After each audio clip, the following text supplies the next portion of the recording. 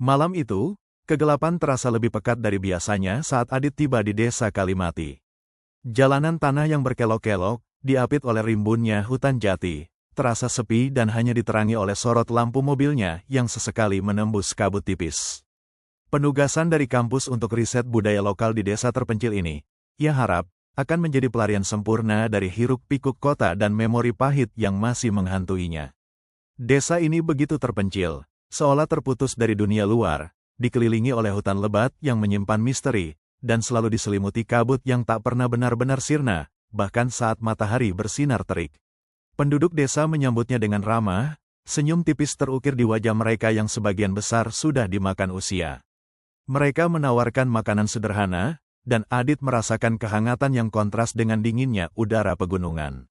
Namun, ada sesuatu yang janggal, sebuah kegelisahan yang mengendap di balik keramahan itu. Senyum mereka terasa dipaksakan, seperti topeng yang menutupi sesuatu. Dan yang lebih aneh lagi, pandangan mata mereka, entah mengapa, seringkali terarah pada satu titik di tengah desa, sebuah pohon beringin tua raksasa. Pohon itu menjulang tinggi, akarnya yang besar dan keriput menjulur di atas tanah bagaikan urat nadi raksasa, seolah bernyawa. Adit merasakan aura aneh yang memancar dari pohon tersebut, aura yang entah mengapa, terasa dingin dan mengancam. Pada malam ketiga, saat Adit mencoba fokus pada catatannya, bisikan itu mulai terdengar.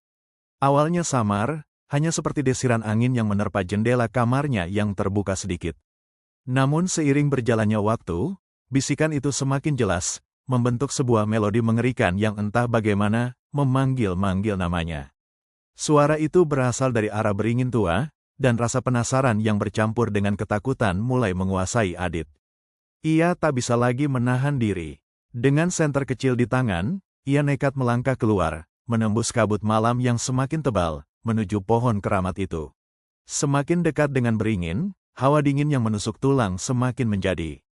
Bisikan-bisikan itu kini berubah menjadi suara tangisan pilu, bercampur dengan tawa cekikikan yang mengerikan, seolah ada banyak makhluk tak kasat mata yang berkumpul di sana.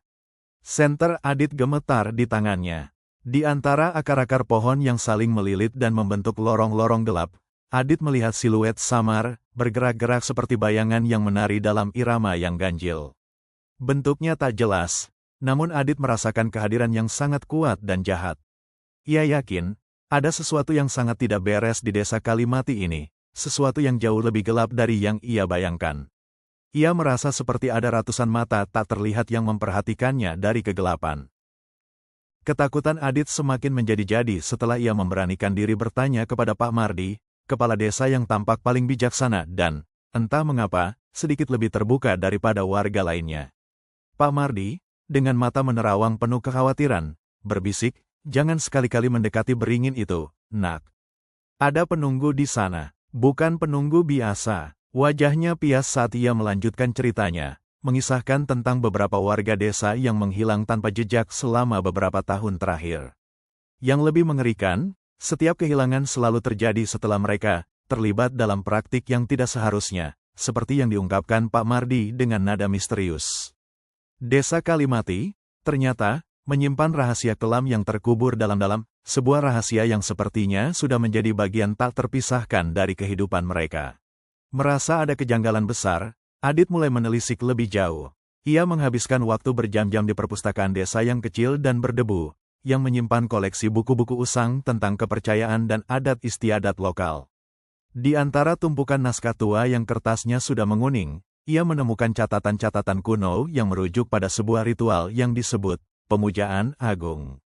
Konon, ritual ini melibatkan persembahan-persembahan tertentu untuk menjaga keselarasan desa dan kemakmuran panen.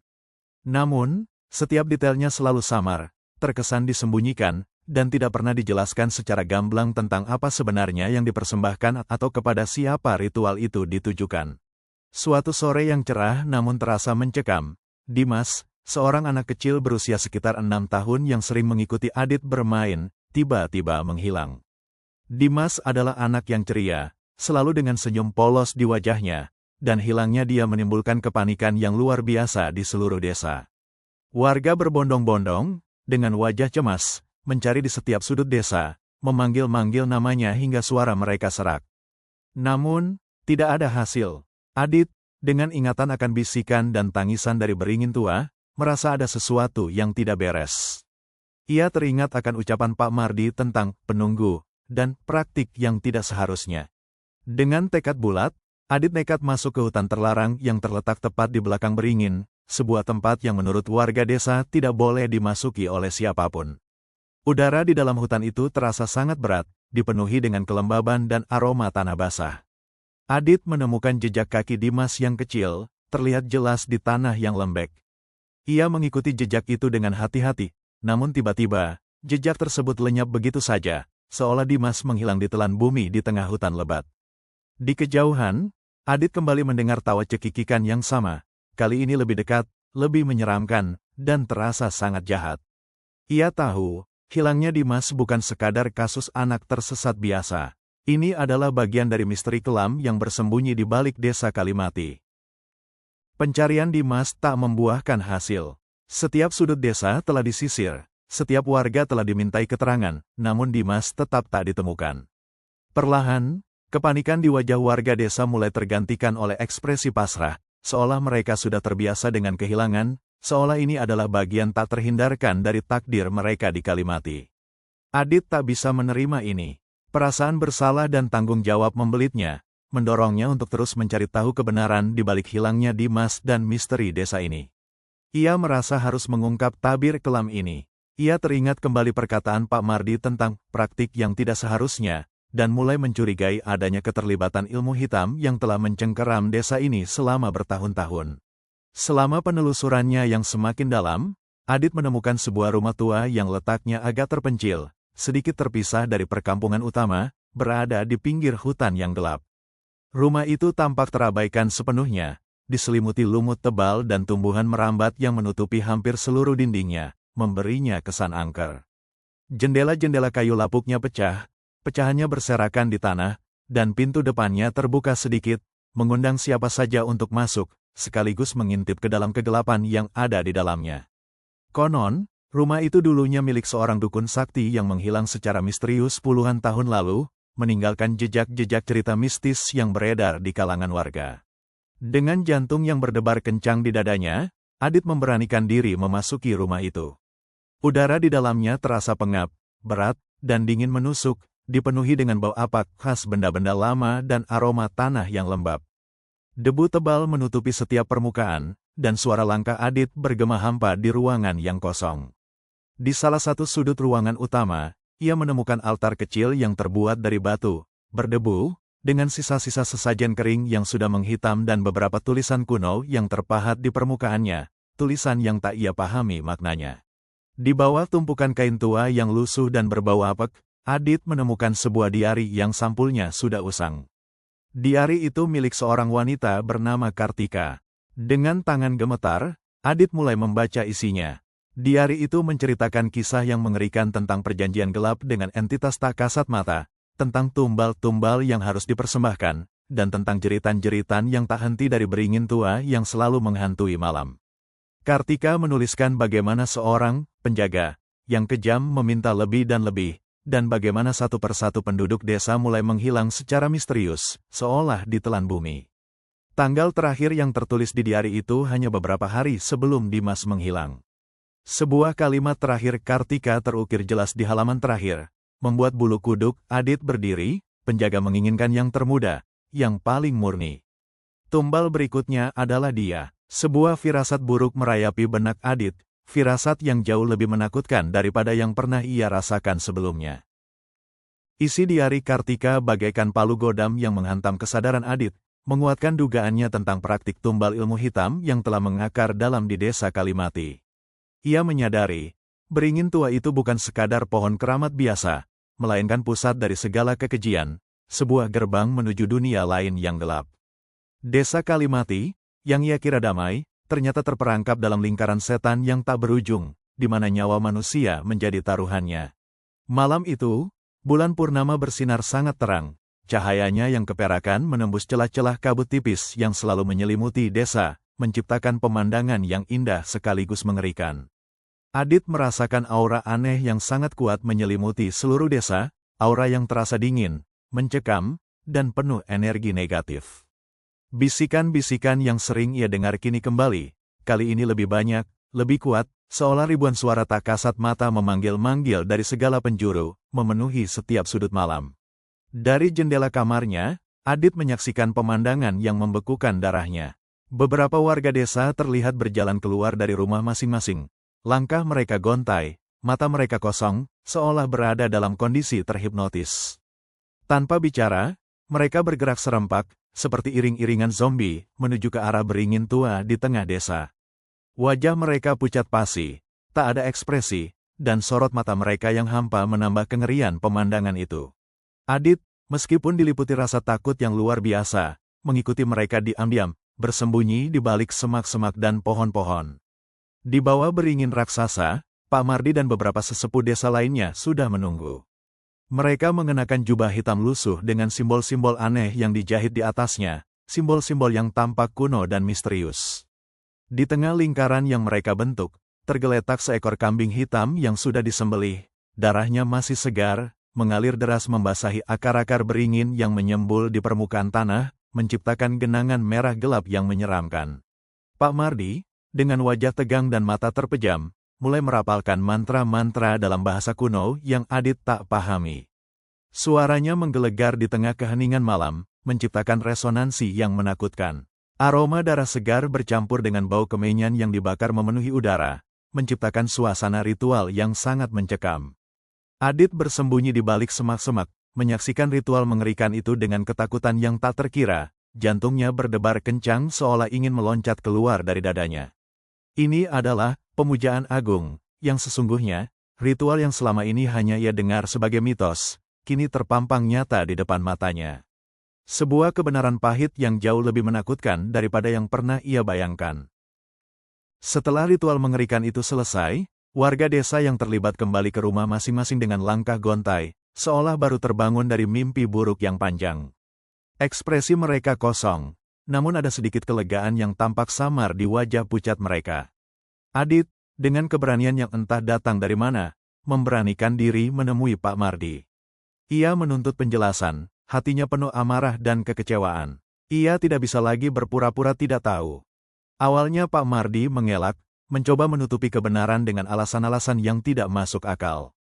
Namun, ketika Adit menunjukkan diari Kartika yang penuh rahasia dan detail mengerikan, wajah Pak Mardi langsung memucat. Penyesalan dan ketakutan terpancar jelas dari matanya yang keriput. Dengan suara yang bergetar hebat, dan air mata yang mulai mengalir di pipinya, Pak Mardi akhirnya mulai bercerita. Kisahnya adalah tentang keputusasaan dan perjanjian gelap yang telah mengikat desa ini selama beberapa generasi. Puluhan tahun yang lalu, desa Kalimati dilanda paceklik hebat dan wabah penyakit misterius yang merenggut banyak nyawa. Tanaman tak tumbuh, ternak mati, dan keputusasaan merajalela. Di tengah keterpurukan itu, seorang dukun, yang rumahnya kini ditemukan Adit, menawarkan solusi, sebuah perjanjian dengan entitas kuno yang bersemayam di beringin tua. Entitas itu, yang mereka sebut penjaga, menjanjikan kemakmuran, panen melimpah, dan perlindungan dari segala mara bahaya. Namun, tentu saja, ada imbalannya. Awalnya, persembahan yang diminta hanya berupa hasil bumi terbaik, lalu hewan ternak yang sehat, dan lambat laun, seiring berjalannya waktu, permintaan penjaga menjadi lebih mengerikan, nyawa manusia. Pak Mardi mengakui dengan berat hati bahwa Dimas adalah tumbal terbaru, korban tak berdosa dari perjanjian keji itu. Kami terpaksa, Nak, jika tidak, desa ini akan hancur. Penjaga itu marah jika tidak diberi persembahan yang cukup, katanya, isaknya tertahan di tenggorokan.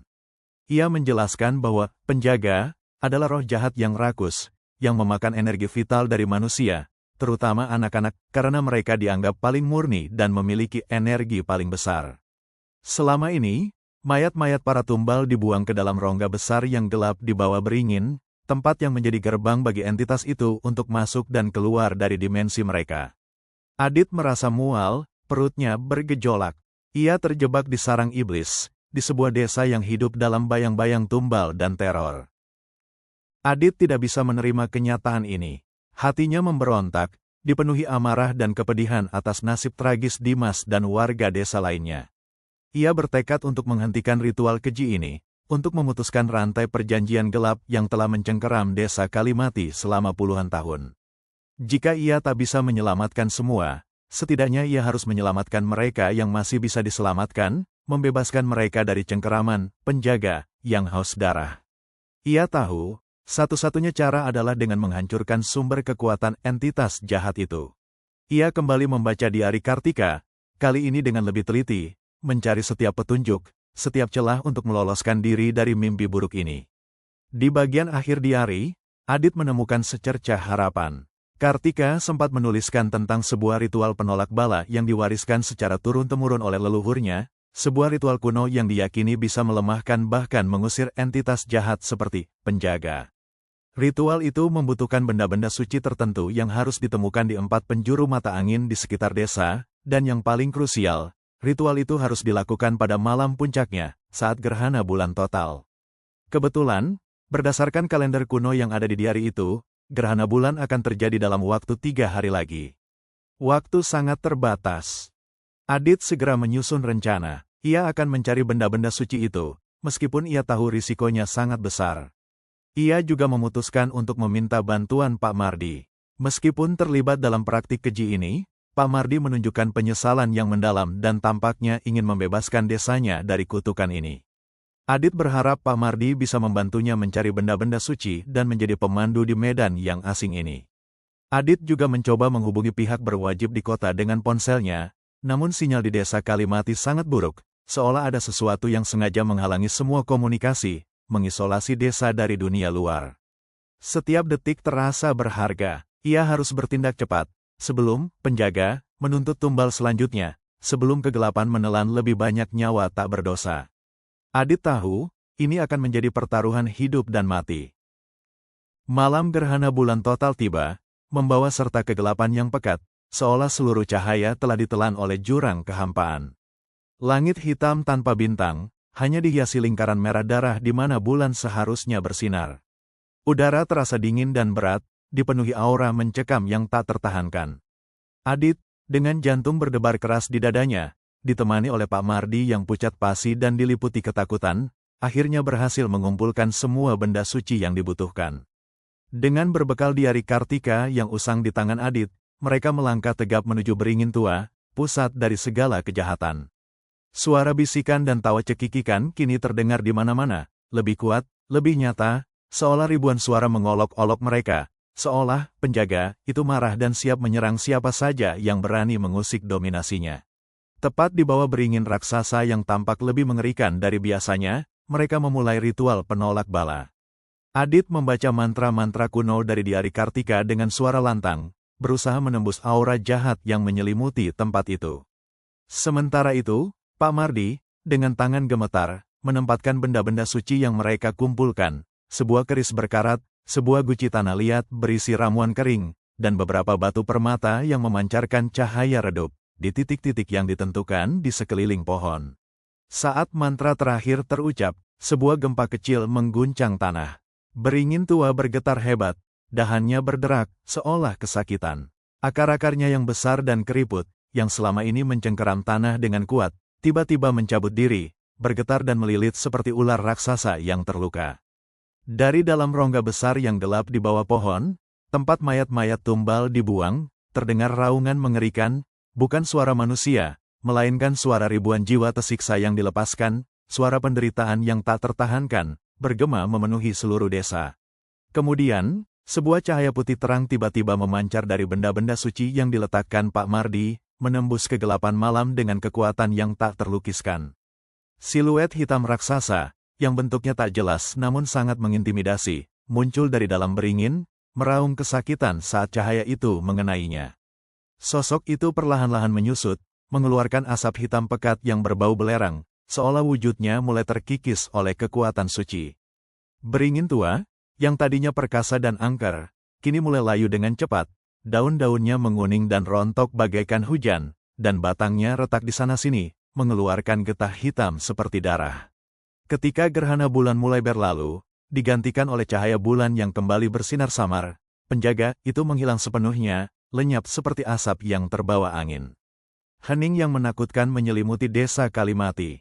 Bisikan dan tawa cekikikan yang selama ini menghantui telah sirna, digantikan oleh keheningan yang damai.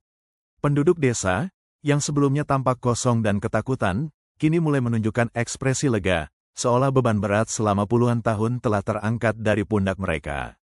Mereka seperti terbangun dari mimpi buruk yang panjang. Desa Kalimati telah bebas, namun bekas luka dari tumbal ilmu hitam akan selalu terukir dalam ingatan mereka, pengingat abadi akan kegelapan yang pernah merenggut nyawa dan mengancam jiwa. Adit tahu, tugasnya belum sepenuhnya selesai.